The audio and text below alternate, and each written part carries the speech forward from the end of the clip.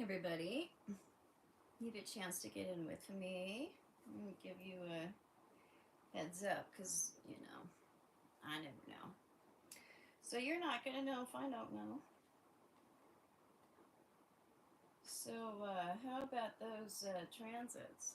I talked about this in my membership group. I think I have one more video to upload in there. Even my mom, who gives very little credence to astrology, every once in a while she'll ask me something if she really notices something in the air. She was like, "Is there something going on astrologically that is affecting people?" Uh-huh. Yeah, yeah. Uh-huh. Been a little off, Mom. So I will tell you what, that Mars in conjunction those few days to Saturn and to Neptune, mm-mm-mm-mm-mm. That hit me personally. That's a crazy maker. I was in bed for a couple of days, just like resting, taking care of myself, balancing myself. Because if you overdo it when you have those particular transits, that's when you get in trouble. And it's my nature to stay active, so I had to fight that impulse to go full throttle because that was not what was called for. And my mom, she's the same way. I mean, I get it from somewhere. So, yeah, she was wondering why she was particularly feeling lethargic or under the weather, just not herself. And either one of those, either Neptune or Saturn, in a hard aspect to your sun or your ascendant, either one of those, or your Mars, that'll take it out of you. But all of us have got this conjunction just in the air in general of Saturn and Neptune. So it's like a worldwide,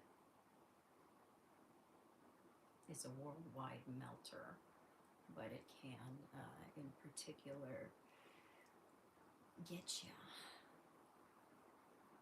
If you handle it well and you make room for it, it is something that will pass. If you don't handle it well and you do continue to push through at your usual speed, that's where we see repercussions. That's where we strain ourselves. A lot of times also where we have hard aspects, hard transits from Saturn to the Sun, particularly the opposition. This is where we can experience more cardiovascular difficulty, heart attack, hardening of the arteries. That would be with all the hard transits of Saturn to the Sun.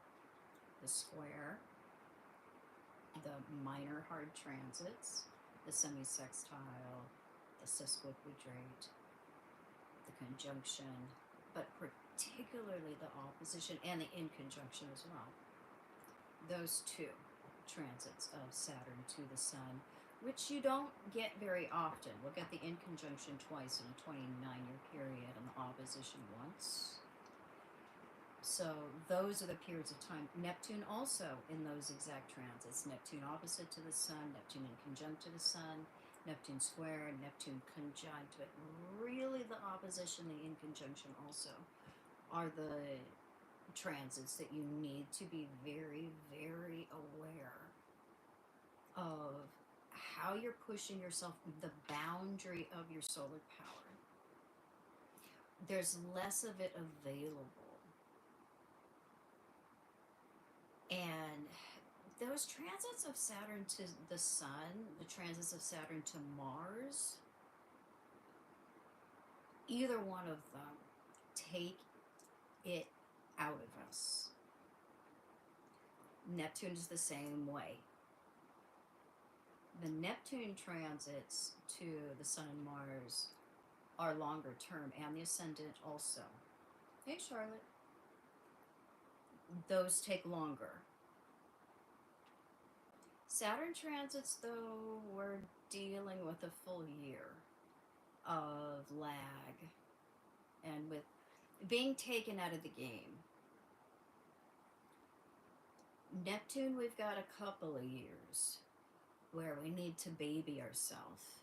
We need to accept that we aren't going to have as much life force as we typically do. And if we make room for that, and if we dedicate our available solar power to what Neptune is asking for, not escape, not the low vibration of Neptune scattering our energy, promiscuity,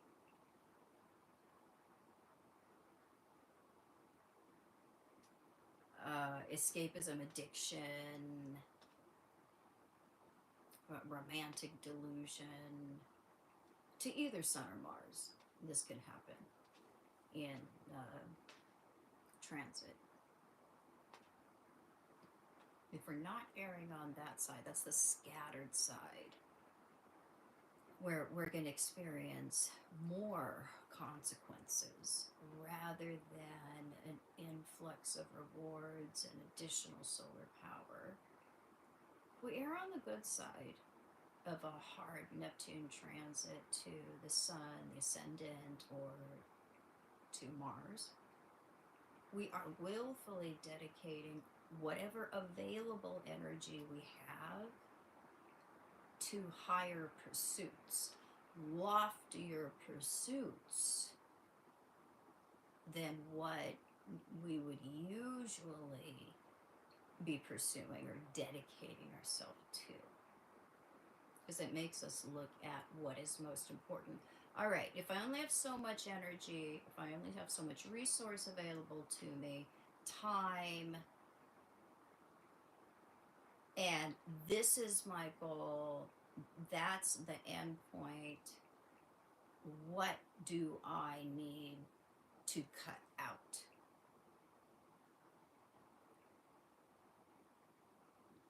What do I need to pour into in order to meet that end or that goal, if this is only what I have available to me? And so we have the loftier version of ourselves that we're connecting with the opposition, the square from Neptune, the conjunction from Neptune, the minor hard aspects.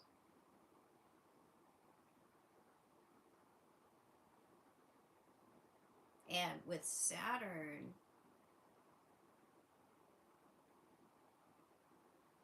we're looking at the more individuated self, the hard work that we have to do in order to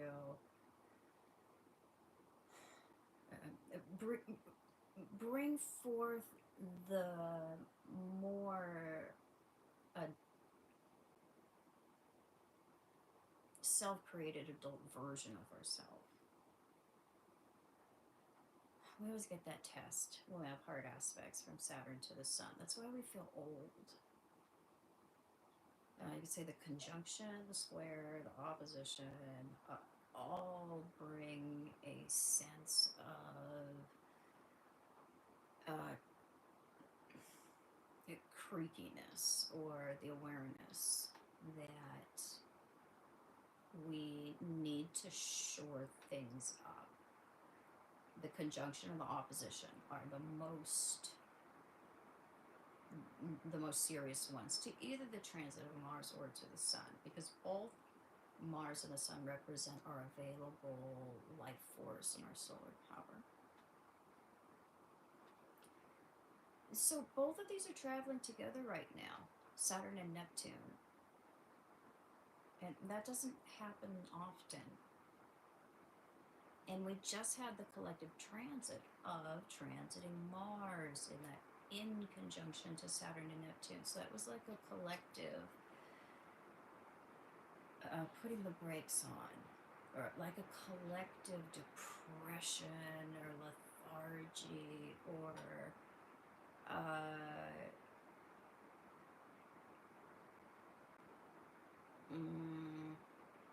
Meltdown. So we will have Mars coming into an opposition. Oh, wait, you know what? We're going to have to look and see if Mars will be coming into opposition to... Ooh. I'm going to have to look and see to Saturn and Neptune, because they will be retrograding. We are going to have a rest period when Saturn and Neptune get some space between them and then re-enter Pisces for that last time. That's going to be like a wave that goes back out, because we have the wave of both of them. That wave of kind of nuttiness crashing in onto the shore, and the peak of it really coming in this week. And then it'll go back out as the two retrograde back into Pisces. Gather energy again. And when the two of them come back in to Aries, this is where we have, it's a bigger wave. See, it's a small, it's like a soft opening in a new business, right? The smaller wave that comes in, draws back out to gather momentum in Pisces, and then it comes crashing in like a tsunami when both of them re-enter again and get very, very close together into Aries. And so the beginning of next year, I mean, that's really, really where we see a lot of momentum, a lot of energy when it comes to the new era, the new paradigms really, really descending. And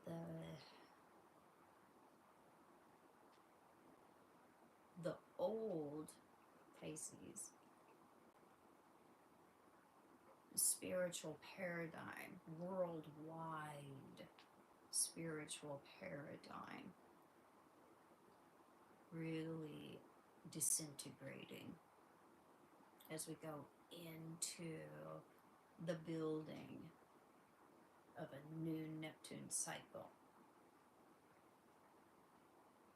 Because Pisces is the all-encompassing boundary. It's the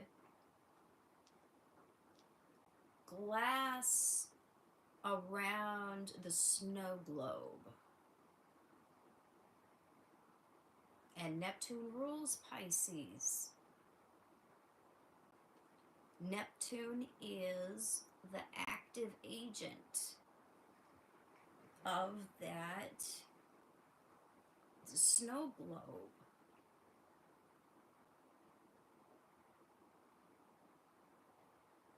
And so as Neptune goes into Aries, the contents of that snow globe, what you look into, the glass, it's all different in there. It's a different globe. It's how do I explain this better?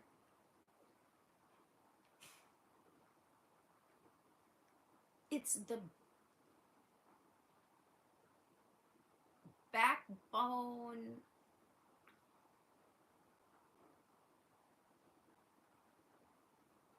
shared, all-encompassing human ideas of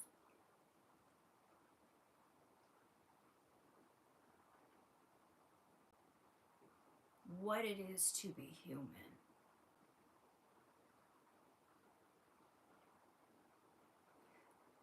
those shared ideas, like the how the ocean links all of the continents and the islands and the bodies of anything solid. How the ocean includes all of that. How it's within all of that. That's Pisces. That's Neptune. It's the shared everything. And so that is what's changing.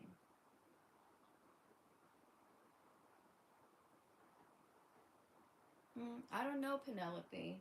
I'll put my speaker up closer to my face, but I think that's as loud as I can go with this. And I just charged it, so I hope it is going to do its job.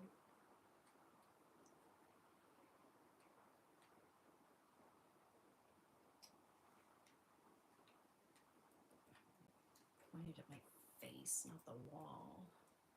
I know you guys have noticed over the years that me and technology,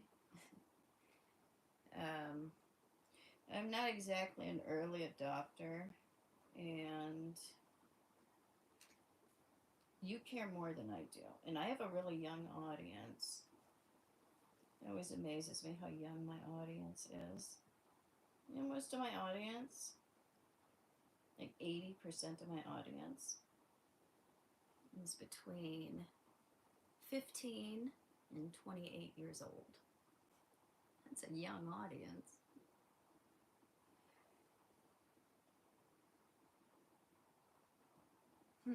I don't know, Charlotte. It's all working. My lights are on. Everything is on. Yeah, it's a Bluetooth, and it's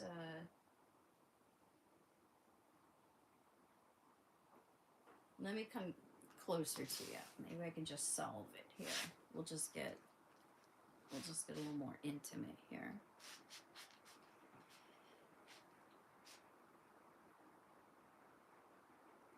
So there's a total change in what we all determine is the reality of everything.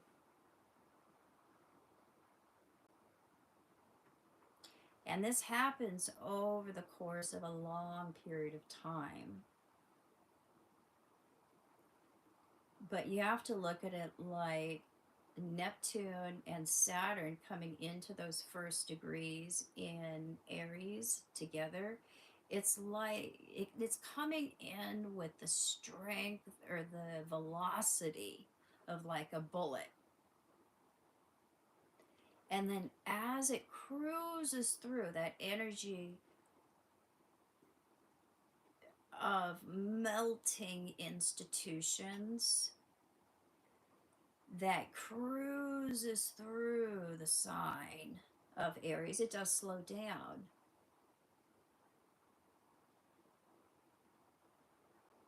And as it gets into Taurus, that high velocity bullet that shoots into Aries, it starts to, well, it hits the ground. That's Taurus. Grounded energy. And it starts to slow down because it's encountering resistance here. But there isn't resistance in fire in Aries. It does slow down to some degree over the course of that 14-year period of time that Neptune is going through Aries. But it isn't going to slow down right away, and it doesn't slow down quickly because it's like a bullet on fire.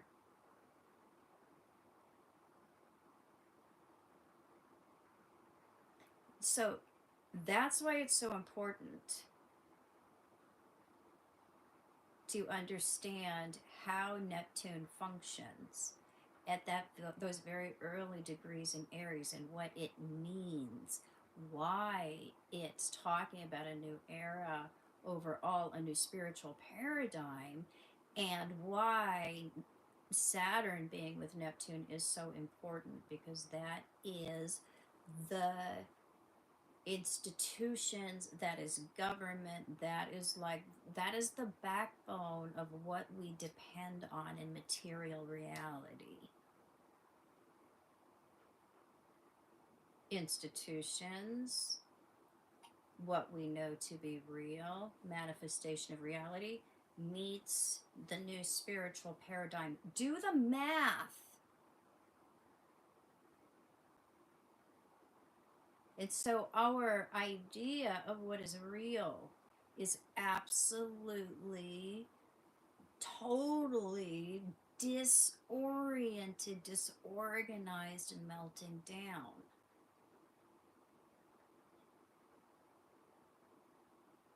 Because that is what has to happen in order for things to reform. Reformation. And there's a lot of weird shit in there in the meantime, though. And it's so hard to know what's real. Because it's all mixed up. And we can get the worst manifestations of Neptune, which is where something appears to be what it is. But when you mess with it, it actually is toxic.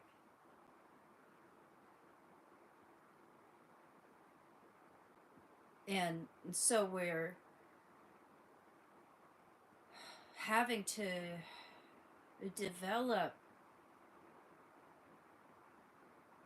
enough strength of character and willpower and go through the individuation process to the degree that we can understand what is real and what isn't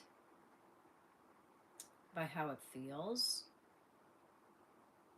and its fruits.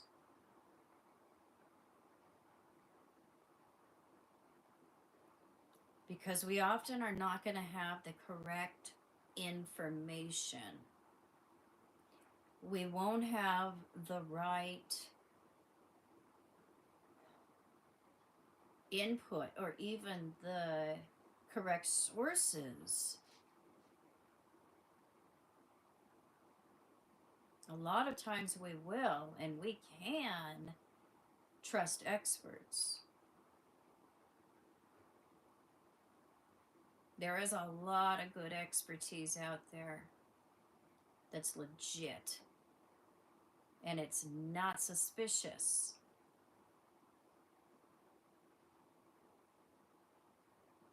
But there are also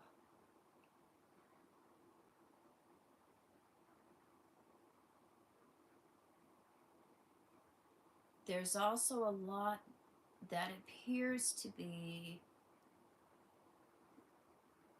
legitimate, good for us, the right way.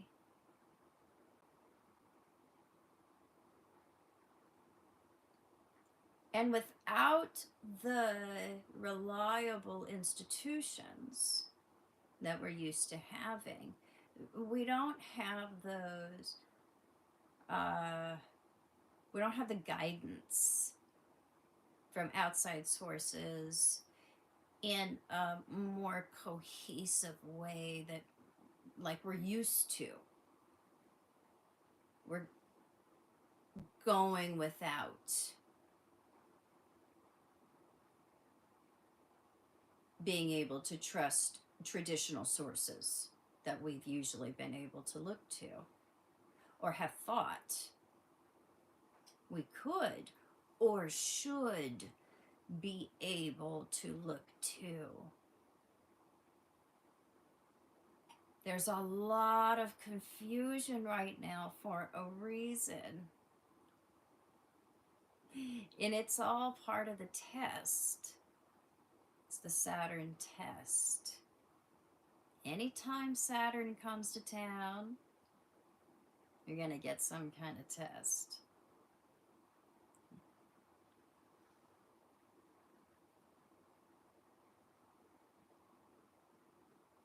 Saturn's the straight and narrow. Neptune's the fog.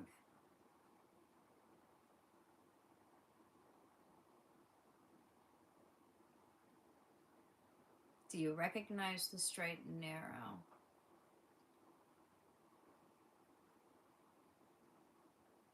Or are you going to deviate?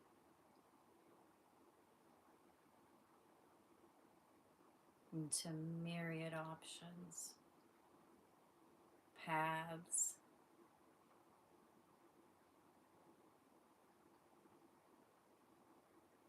shortcuts.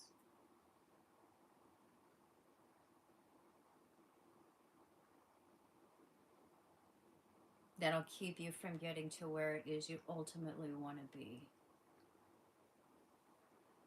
which is at peace with yourself. And living the life that you choose.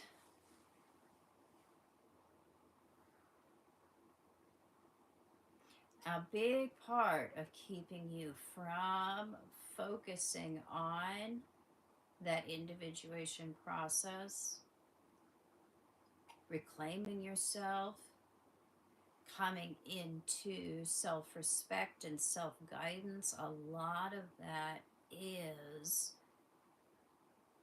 the focus on disaster, lack, living in an attitude where we're grappling, fighting.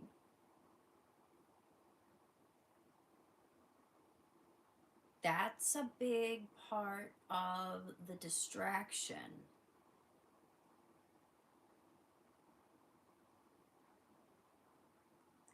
That is a big part of the myth of lack.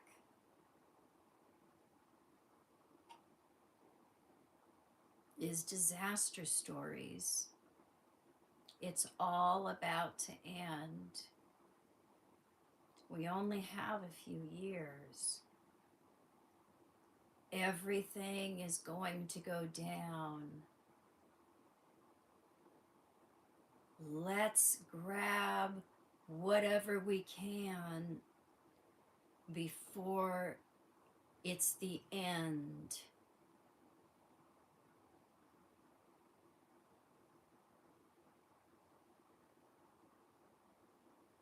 And there's stories of dissolving, stories of the end, stories of disaster, stories of impending doom. And Saturn does ask for preparedness, particularly in Aries. That's always a good idea.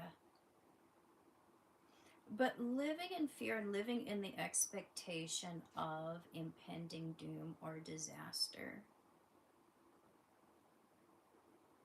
is a part of buying into those cyclical Plutonic stories that have always been a part of the undercurrent of the age of Pisces.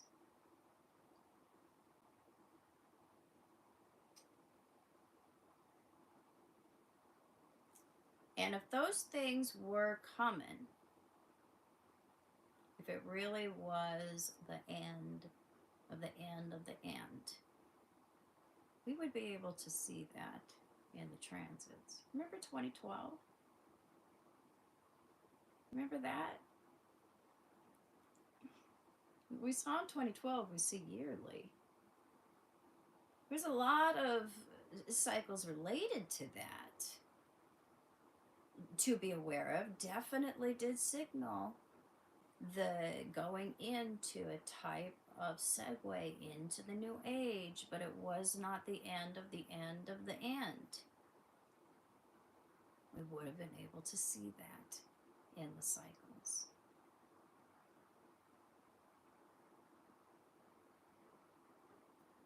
So we want to be careful about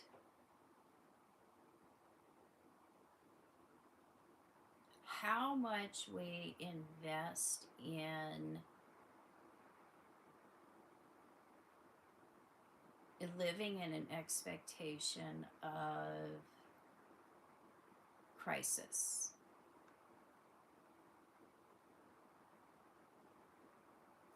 When we look at the wheel in total, there is a slice. 1/12 of life that is dedicated to that. The 8th house, Pluto, Scorpio things. There's wisdom in preparedness, saving, doing what you can to shore yourself up. Insurance.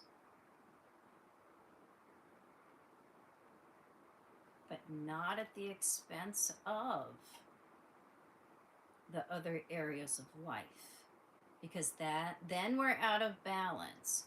Then we're living in and perpetuating and enriching Plutonic tendrils, Plutonic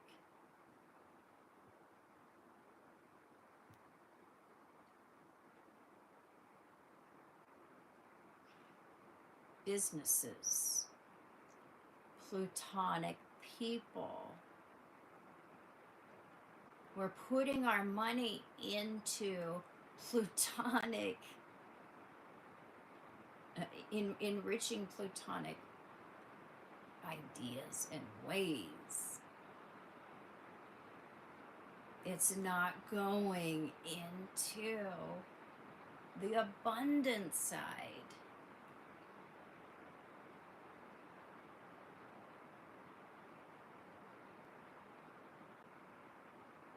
It's another way to get your money.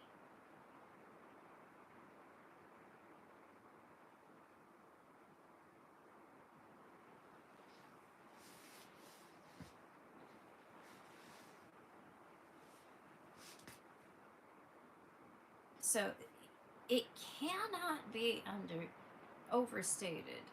Like overstated is the word. How important it is to understand Saturn and Neptune together at that very beginning point of Aries.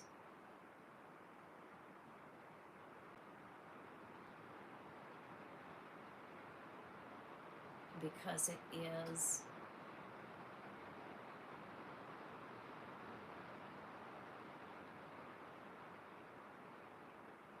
the beginning of the beginning. We've had a lot of end, and there will still be things that are changing. We will have stress for the next 14 years. And we will probably have more stress as Neptune continues to go through Taurus.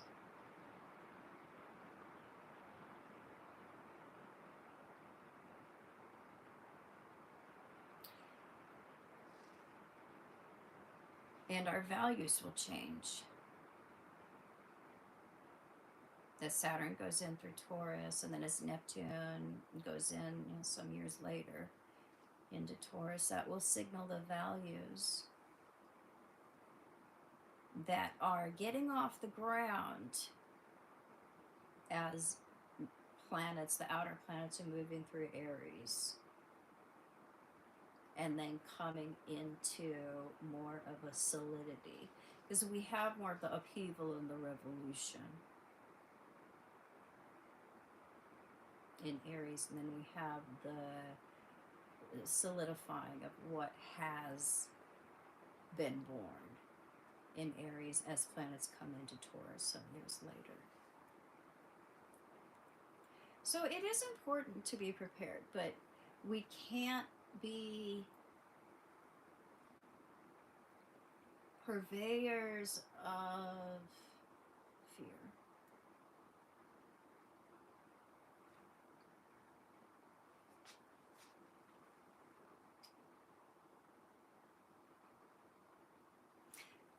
All right, I will take a few questions here. I was hoping to be outside with you guys today, but it started raining on me when I was out picking lavender. And I don't know that it's going to let up. We have company coming today. My brother's coming. I love him. I love him. He's one of my best friends in the world. He's so weird. Oh my God. You know those people? Do you have somebody like this? Someone in your life that you have 100% emotional safety with? I have a few people like that.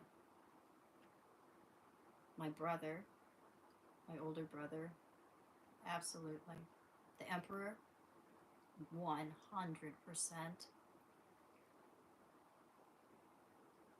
My best friend in elementary school, total emotional safety. Every pet I've ever had.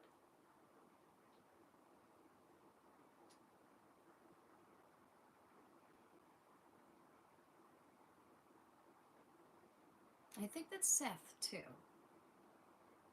I have total emotional safety with him too. But there haven't been a lot of people in my life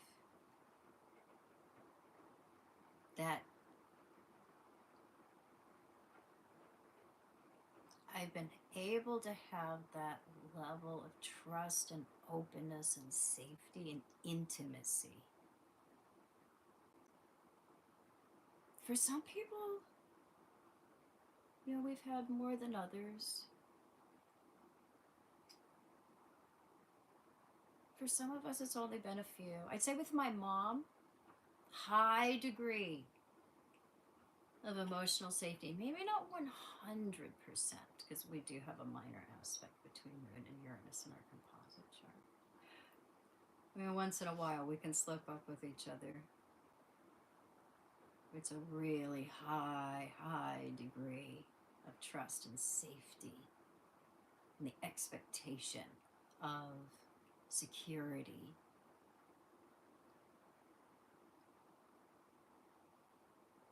And that's, I think, the best thing about my relationship with my brother. That's why I love spending time with him. He is such a weirdo. And his brand of weirdness just allows my brand of weirdness to totally exist, unedited.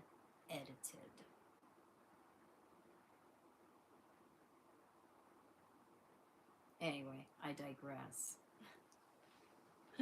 Let me take a few questions here. Hey, FG. Hey, Charlotte. Hey, Penelope. Hey, Samantha. Hey, Imogene. Oh, Imogene, I'm sure Pluto going over your ascendant did completely change your entire life. I am sure you are right about that. That is something that peels our skin off. And then you have to regrow a completely new outer layer. That is rough. Yeah, Pluto on the ascendant skins you alive. Skins any planet that it transits. But over the ascendant, over the descendant, Pluto in aspect to the sun or to the moon or to Venus, those are the worst.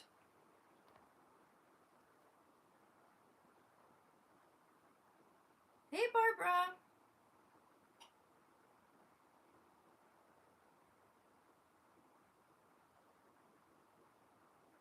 Oh, Samantha, you're in the thick of it with a 2-degree Aquarius ascendant uh, with Pluto.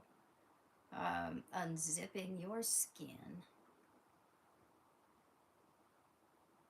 Barbara, please do a workshop on money.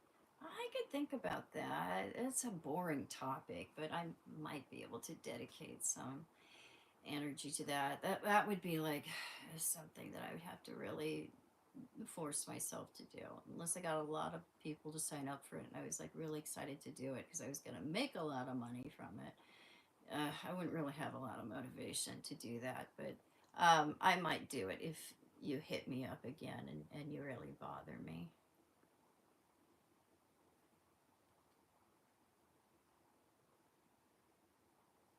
Charlotte.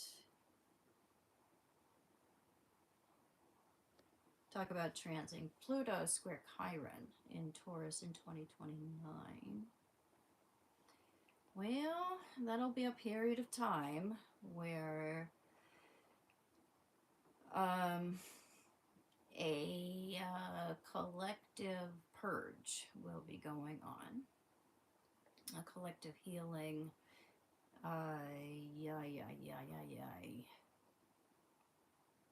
That could absolutely coincide with a period of collective conflict, war.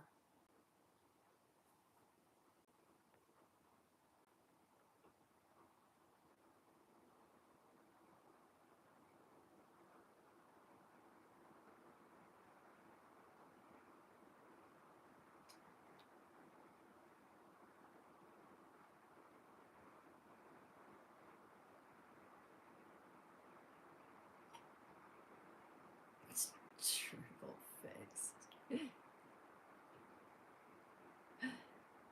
Yep, that would be the brother. The brilliant brother that is so brilliant that he has a hard time doing everyday things. That's the one.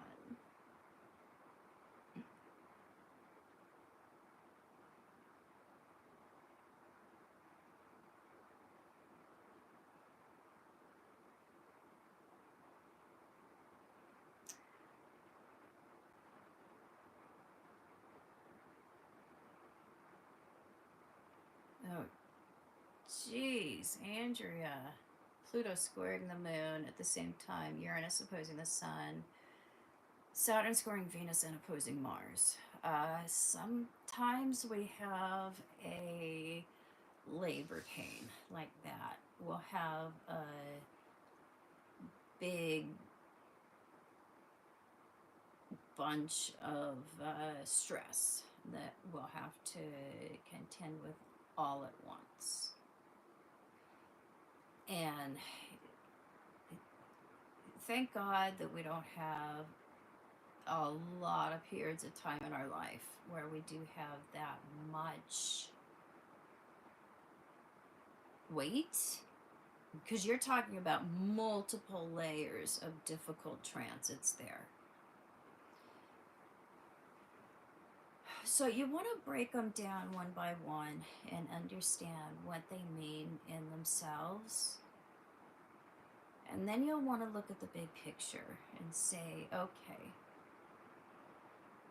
2 plus 2 equals 4, 6 plus 6 equals 12. I have all these numbers here. What does this all add up to?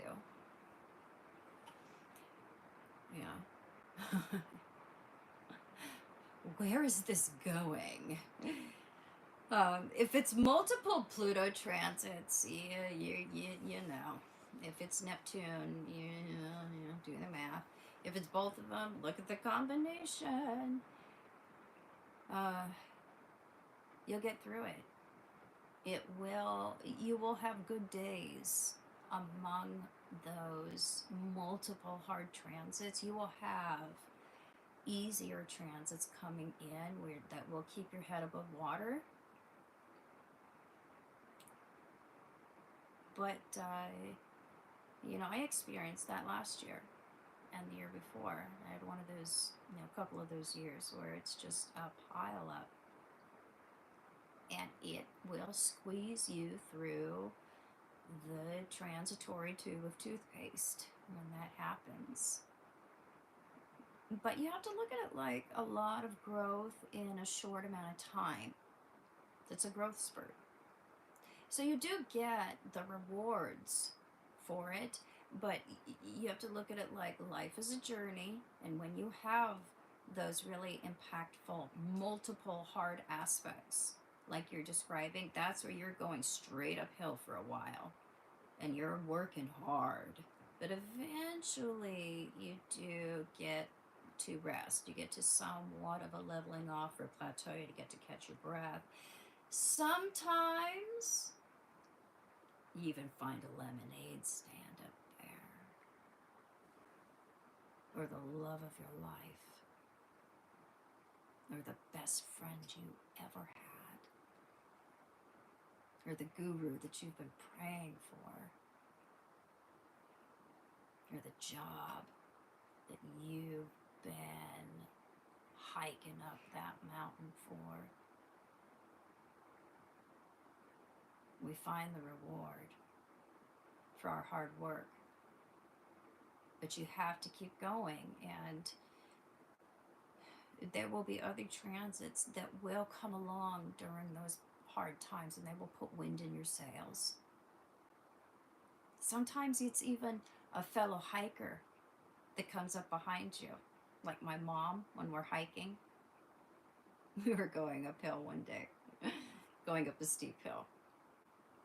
And she came up behind me, and she had her walking stick, and she put it on the back of my backpack, and she was pushing me up the hill with her walking stick, and I was getting this extra power to get up there. Those are those Jupiter transits or those Mars transits where it gives us some extra oomph from outside of ourselves, and somehow we're able to make it. You'll get there.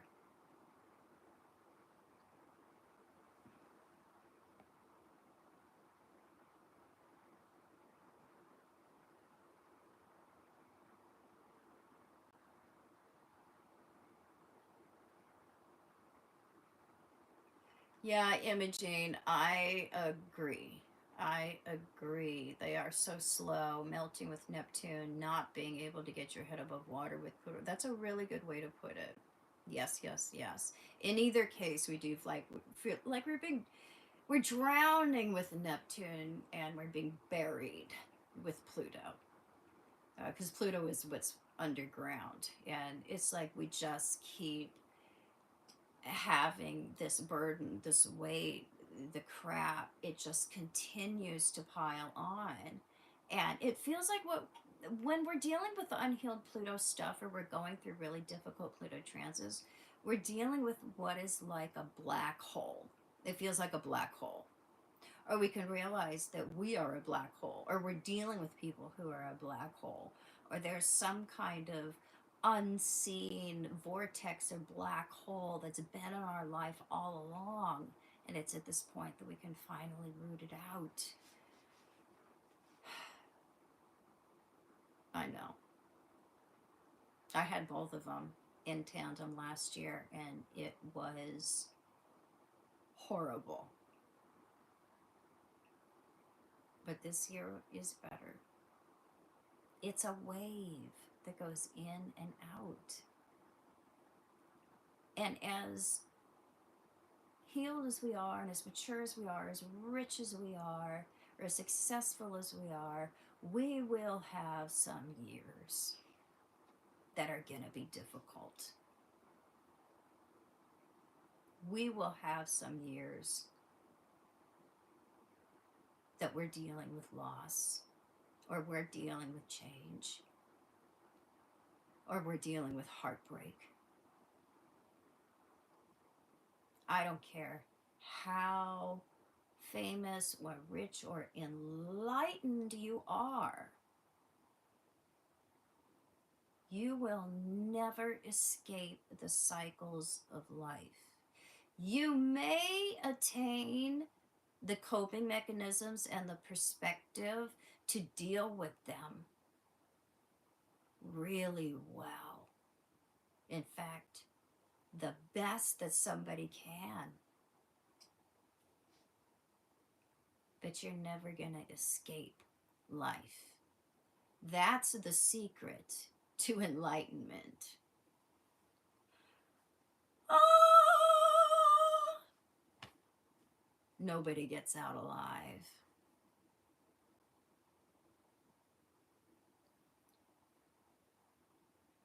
There will always be grief.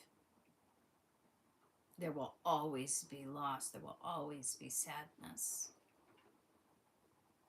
You don't get to get out of that or abdicate out of that somehow by receiving some magic words or meditating well enough or attaining an enlightened Buddhic attitude at all times. It's accepting. It's acceptance. It's acceptance. Enlightenment is acceptance. Letting things be as they are. And sometimes they are not going to be what you want them to be. A lot of times. The outcomes. What happens? It's not going to be what you want it to be.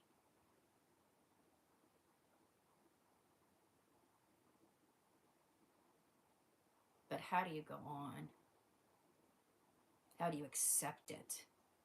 How do you reconcile yourself to reality?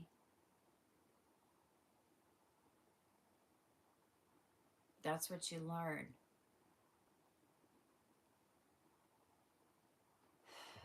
That's what we learn when we grow up. We don't wait for reality to reconcile itself to us. You just see things as they are. Reconcile yourself to reality. Sometimes that's a big letdown. But it's in the acceptance of it that you're able to make room for more. We do get a lot of what we want. And the more we get our attachment to preferences out of the way, and we let things show up in the way that they naturally do, we don't have as much demand, the easier life does become. The less disappointment there is, and the more appreciation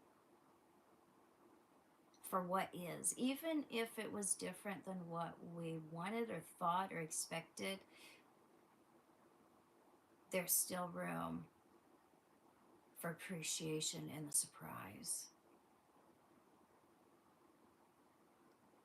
I think that's the biggest lesson of Saturn Neptune together.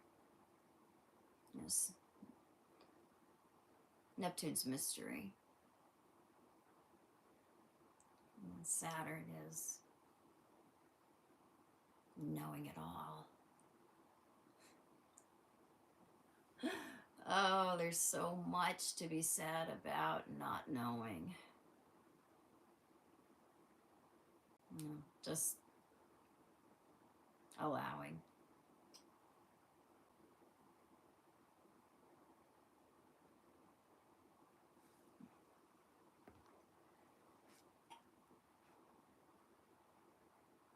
Oh, Imogene.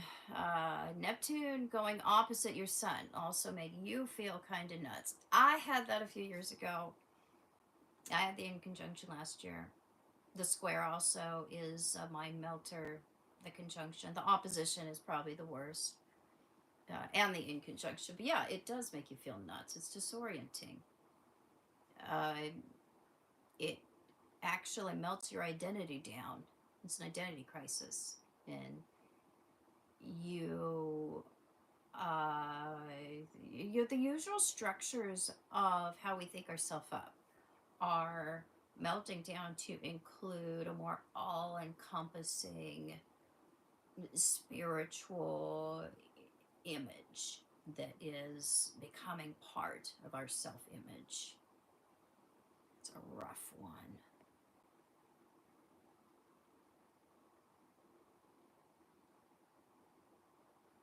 Imaging, yeah, that doesn't, and you were always stoned the whole time. Well, that does not surprise me. That is one way that Neptune can work on us through substances, through sometimes we do go into substances through escapist purposes, for escapist purposes.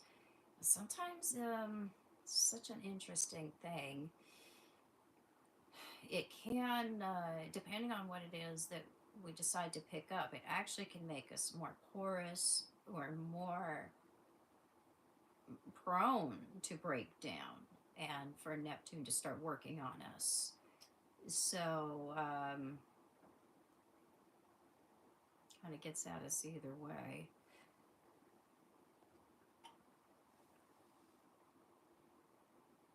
As told by a winner, except that change is inevitable and not always comfortable.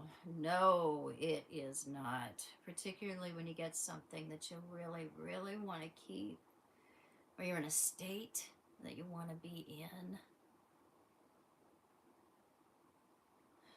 Yeah, it's really hard to accept change. But there's so many seasons and phases and levels. If change wasn't a thing, we wouldn't choose to explore very much. So it is built in to, it's built into the plan for a reason.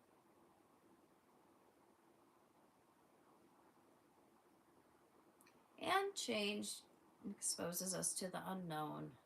We don't like the unknown because we often have a mindset that tells us the devil that you know may be better than the devil that you don't know. But we have to remind ourselves that there's just as many good possibilities that can exist in the space of the unknown as things that could go wrong or things that could be difficult.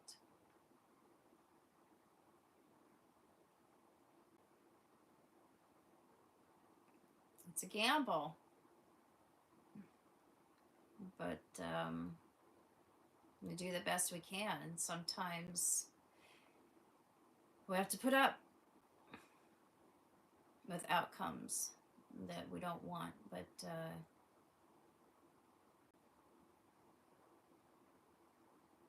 and that's all part of directing us towards ultimate better outcomes also. It's a very strange thing in life.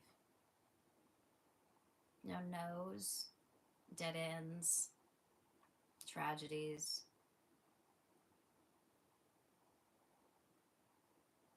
They're like detour signs.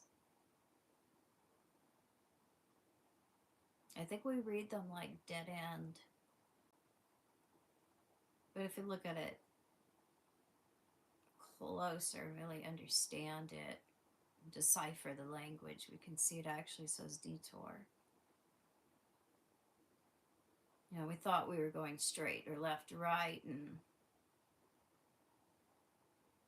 you know, we ended up going in a direction that we couldn't foresee. It wasn't a dead end. It's just a different pathway. And when you look at the cycles and the symphony of life, we can understand that it's built into the symphony.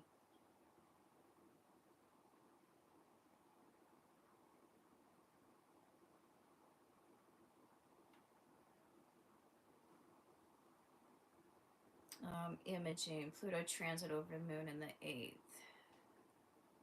Oh, that's going to be Irene's transit. So, you know, Pluto in the 8th. It's supposed to be in the 8th house. But any transit of Pluto to the moon is going to restructure your inner life. So, yeah. We give up the ghost with that one. That's a major... That's that one, yeah, Pluto, Moon, Pluto, Venus, I think are our biggest karmic cough-ups. So, you will get a chance to purge. You will get a chance to... You know what it is? You know what a transit like that is? It's like your genealogy, where you come from, your family line. Think of it like a rope.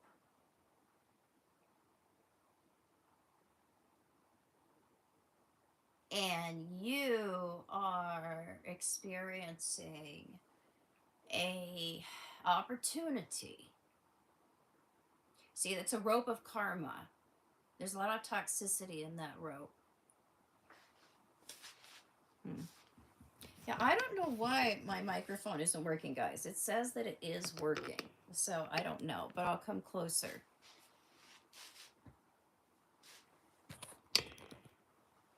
There's a lot of toxicity in that rope. And so when you have a very difficult transit like that, a Pluto transit like that, it's like it takes that rope and it ties a knot in it. And it pulls it real tight. It squeezes. It pulls it at both ends. And it wrings out that bit of karma. That bit of toxicity in that rope that you have come from.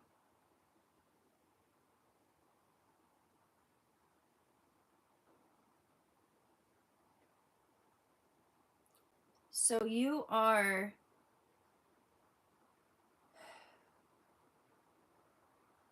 doing a community service when you are under the assault of those difficult Pluto transits. It's like you're put into the hospital for a while and cleansed. And so everybody before you, everyone after you benefits because they're all forgiven before you. They have to be. As you go through this process, because you have to forgive. That's part of it. You have to heal. You have to improve. You have to commit yourself to something better than what you inherited or what you came from or what you've always done or been.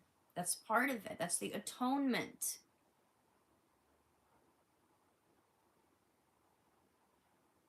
And you forgive and you atone and you heal and you move on.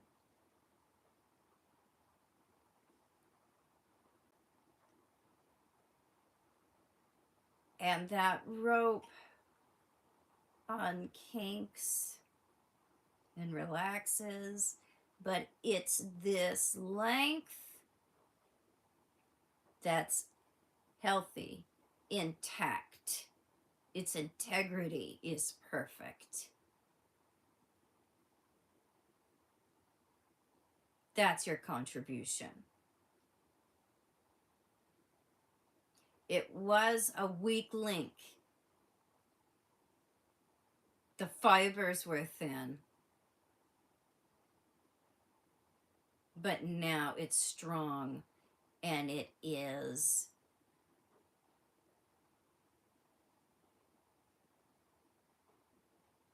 You could trust it.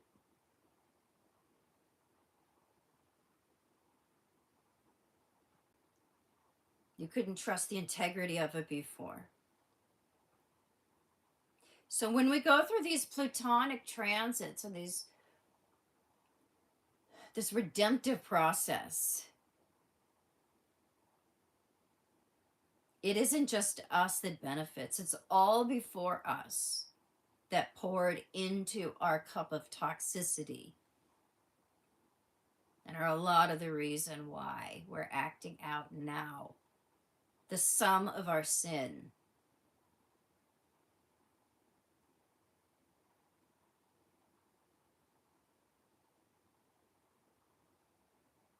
And you get to move on. And you get to be that person within your line that is the healthy, redemptive force. Like that one ant out of the 12 that wasn't toxic. That's you! You're the one that everybody wants to take after. You're the one whose genes everybody wants to inherit. We can all become that person who's light as a feather rather than lead in our DNA. You know, that's all of our job. Everybody has that job. To some degree, everybody has that job. To purify yourself and therefore your family line. Everyone before you and absolutely everybody after you. That's how we create generational wealth.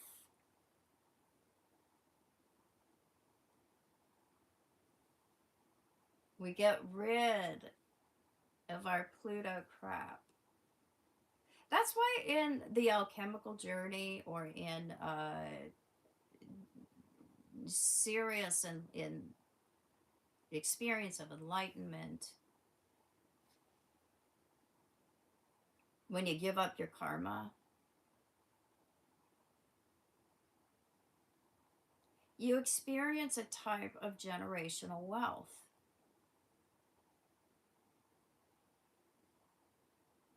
You become somebody that is the founder of a dynasty.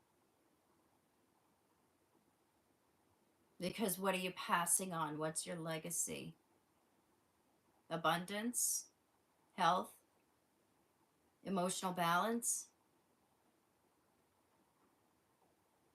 love, the best stories that anybody could ever tell. Education, wisdom, unconditional love. That's what you're passing on. A lot of times you're passing on money too, because you will be rewarded for giving up your karma.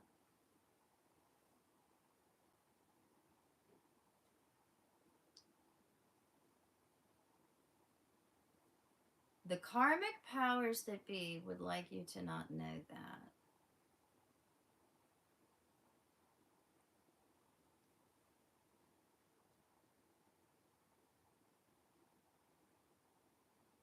That's how you get the money.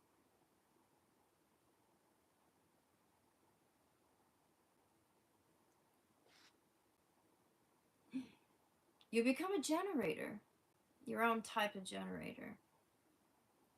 It's really, really hard to understand that before we've cleared our karma and we're living in lack or fear. It's hard to understand how we can be a consistent contributor. Because we can't see our own potential. We may not reach our own potential. So we become somebody that passes on a legacy of health and wealth.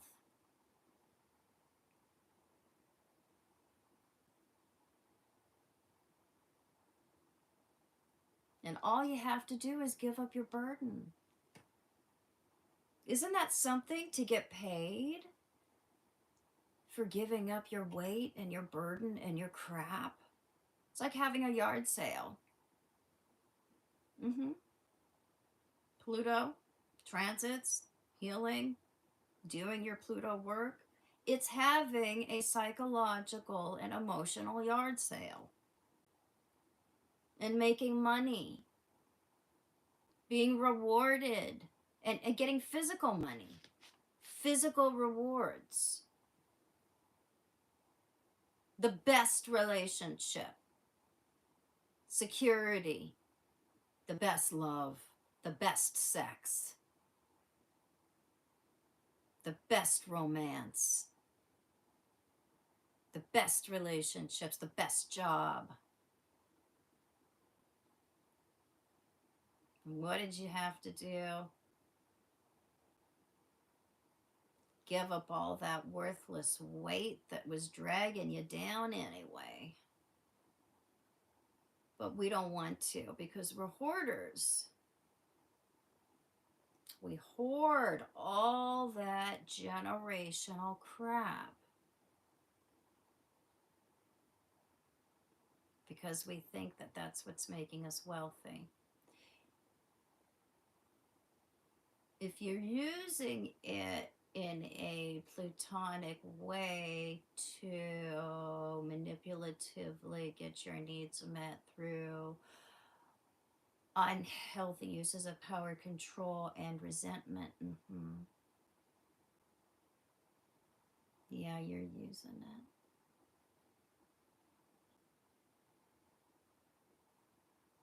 But it's not making you wealthy.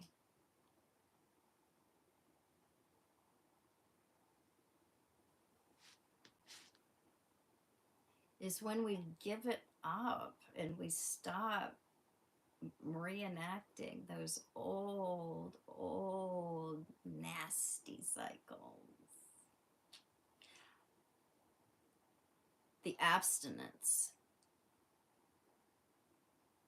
Yeah, I could take the shortcut. I could lie.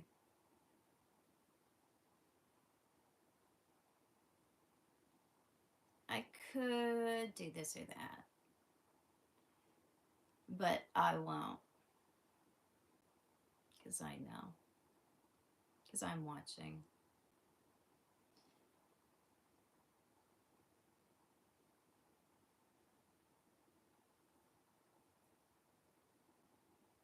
And we are rewarded for those sacrifices that we make when nobody's looking except us.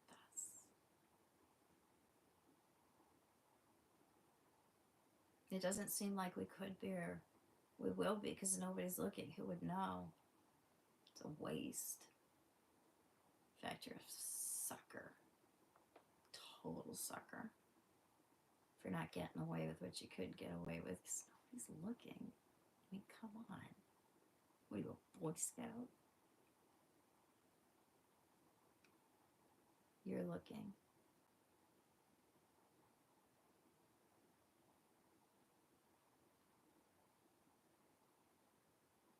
If you can't trust your own self,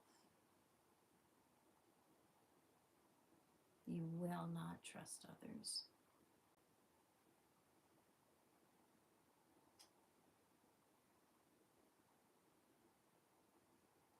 All stories about the world and others are stories about the self, but only all the time.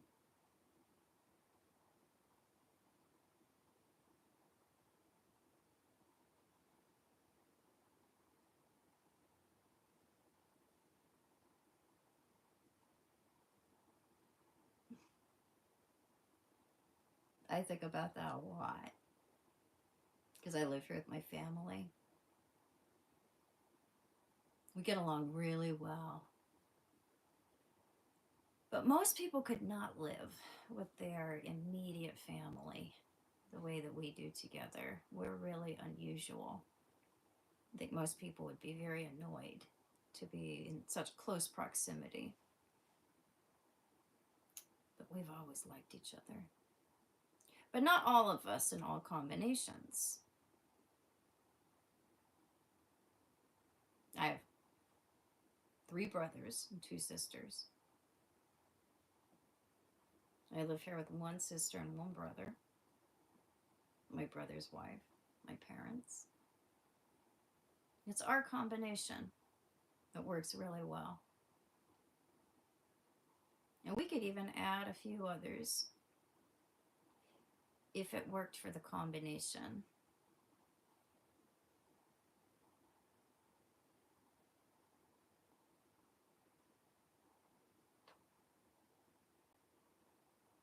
So I was thinking that,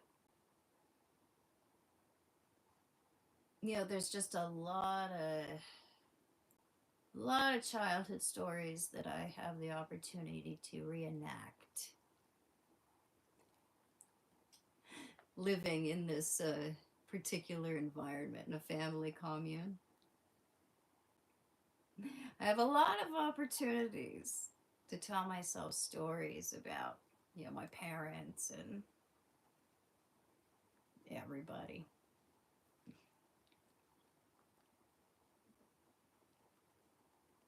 And so I spend a lot of time reflecting rather than reacting because I want to enjoy my life. I want to love my parents. I love living here. I love my family. Whatever grievances or stories come up, I have made the choice, the conscious decision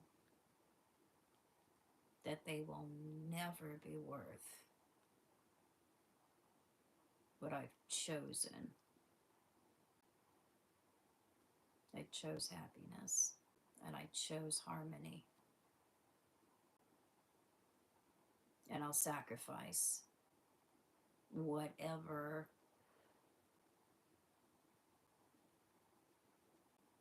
resentments or grievances that may be there. I'll sacrifice those. I'll put those down. I don't want anything. I don't want anything. I just want to be happy. I just want peace. I just want to love you.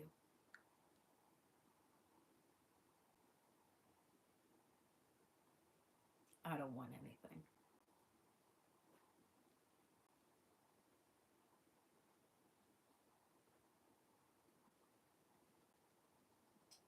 That's what makes living here easy.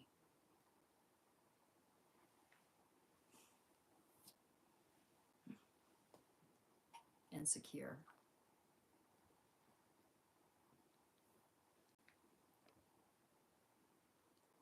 Oh, Irene, you're so sweet. Thank you so much for the super like. I really appreciate that. I have the best audience. And you're right, the soul knows. The conscience knows, the soul knows. So do the right thing. Do right by you. It's not about doing right by others. They're secondary. Don't worry about them. Do right by you. Others can smell it on you. They'll know. Even if you don't tell them. You don't wear a sign. You don't advertise it. You don't show your Saturn report card. Look at how individuated and honest I am. No. You don't have to do that. When you do right by you and you live with integrity, and you put your self-respect above your libido and above your desires and above your need to be liked, people will know. And the wrong ones will stay away. And the right ones will gravitate towards you. Because it's all about energetics. Subliminal communication. Intuition.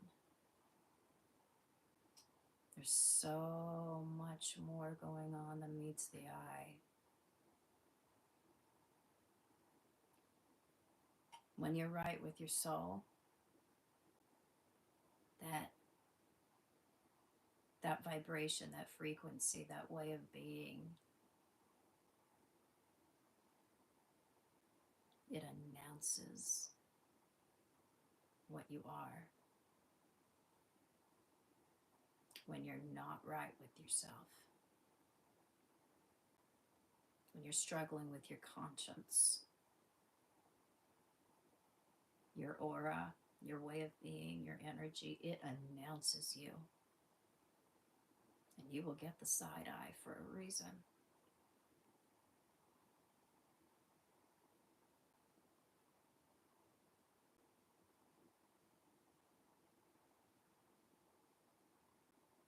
So get right with yourself.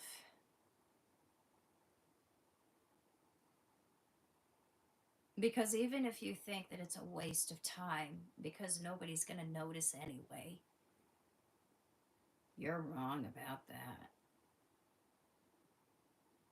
It'll show up.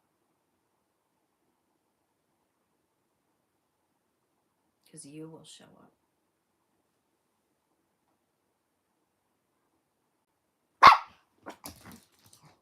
Oh, I better get going.